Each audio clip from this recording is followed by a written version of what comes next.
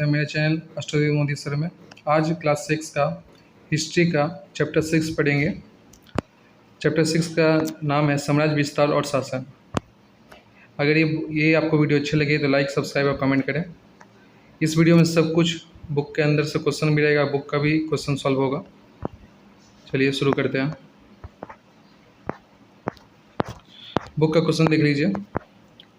Number 1 दिया गया है, नीचे दिए गए वाक्यों में कौन सही और कौन गलत है उसे लिखो। तो 1 का 1 है, सेल्यूकस और चंद्रगुप्त मौर्य के बीच हमेशा शत्रुता थी, जो गलत है। इन दोनों में शत्रुता थी लेकिन फिर दोस्ती हो जाती है। 1 का 2 है, मौर्य शासन काल में महिला को भी महामातेर का दायित्व मिलता था, जो बिल्कुल सही है। कुषाण इस देश के ही नागरिक थे? नहीं, कुषाण इस देश के नहीं थे, वो मध्य एशिया चीन से आए थे। 1 का 4 देखिए, चंद्रगुप्त प्रथम गुप्ताब्द गिनने का आरंभ किए थे। हाँ बिल्कुल सही है।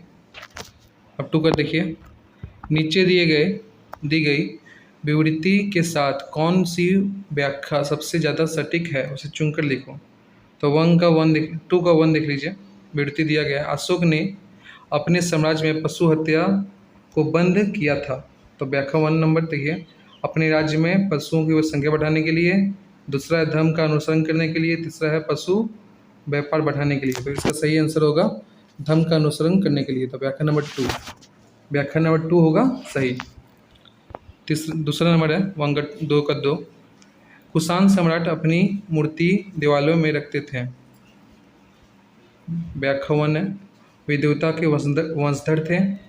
व्याख्या 2, वे प्रजा के सामने स्वयं को देवता जैसा ही सम्मानीय के रूप में उपस्थित करते थे। वे देवताओं की काफ़ी भक्ति करते थे। तो इसका ऑप्शन होगा वो व्याख्या नंबर 2। वे प्रजा के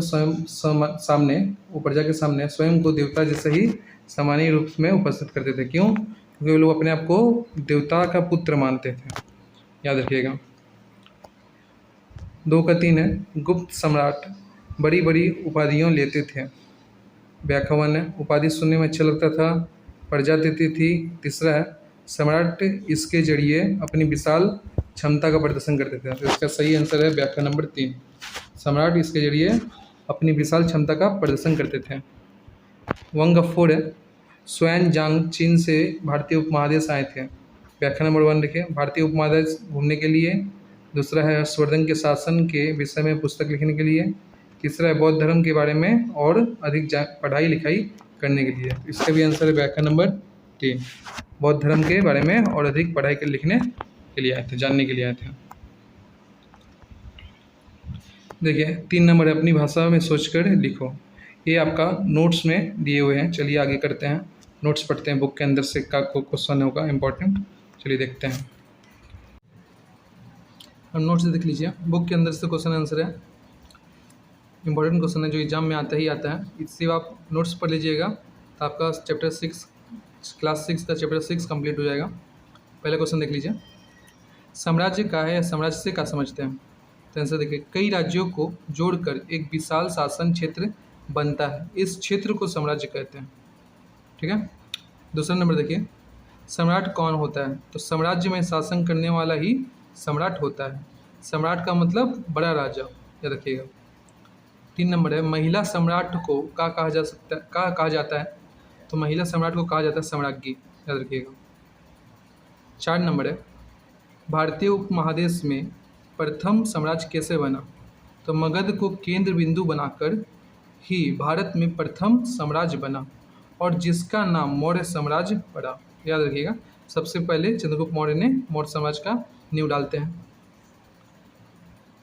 5 नंबर है, अलेक्जेंडर जिसको सिकंदर भी बोला जाता है, कहाँ के शासक थे? तो अलेक्जेंडर कहाँ के शासक थे? ग्रीस के मैसिडन के शासक थे, याद रखिएगा।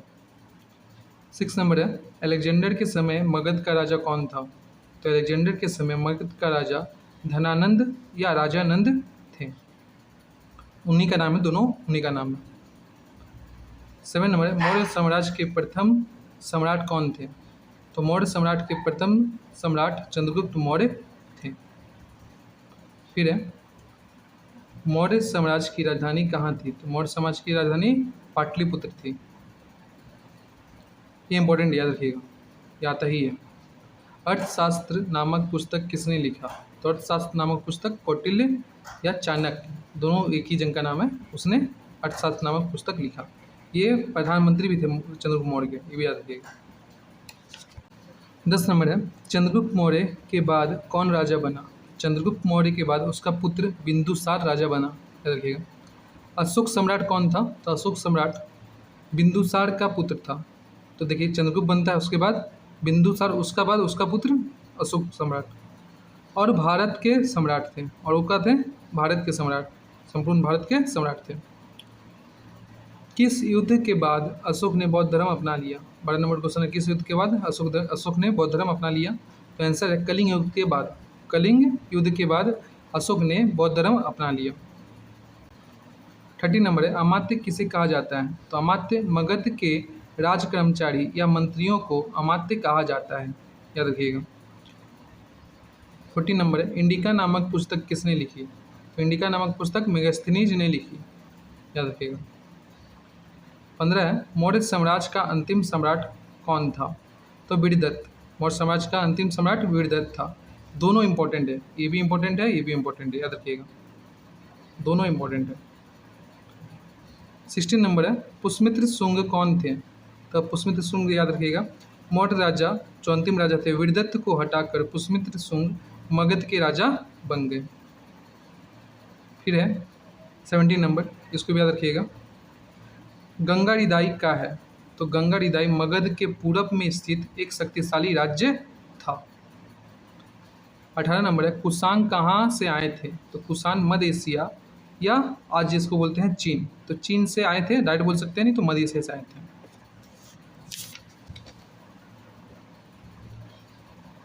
19 नंबर देखिए, कुषाणों के प्रसिद्ध राजा कौन थे? ये इंपॉर्टेंट भी है। तो कुषाणों के प्रसिद्ध राजा कनिष्क थे, याद रखिएगा।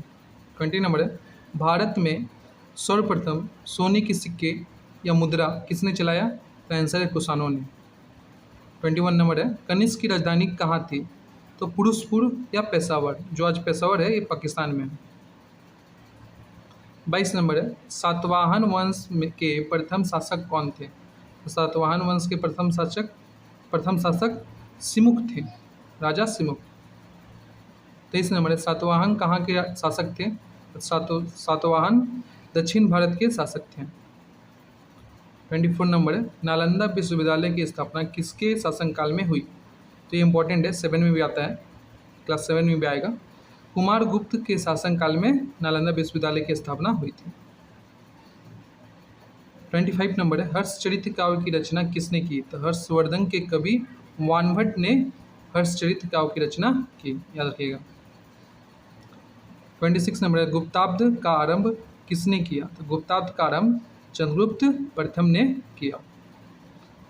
27 नंबर है, चीनी यात्री सुयांगजांग भारत किसके शासनकाल में आया था? तो चीनी यात्री सुयांगजांग आता है हर्षवर्धन के शासनकाल में, आता है बौद्ध धर्म की शिक्षा लेने के लिए, याद रखिएगा। ये बुक किससे क्वेश्चन है, 3 नंबर का, याद रखिएगा, अपनी भाषा में सोचकर लिखो।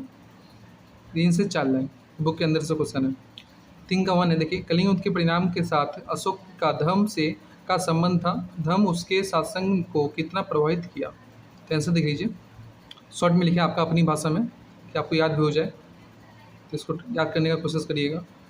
सम्राट अशोक मौर्य वंश के प्रसिद्ध राजा थे, इन्होंने 261 ईसा पूर्व कलिंग युद्ध किया। इस युद्ध में कई लोगों की मृत्यु हो गई। कलिंग को आज का उड़ीसा बोलते हैं, कलिंग किसको बोलते हैं? आज का उड़ीसा को।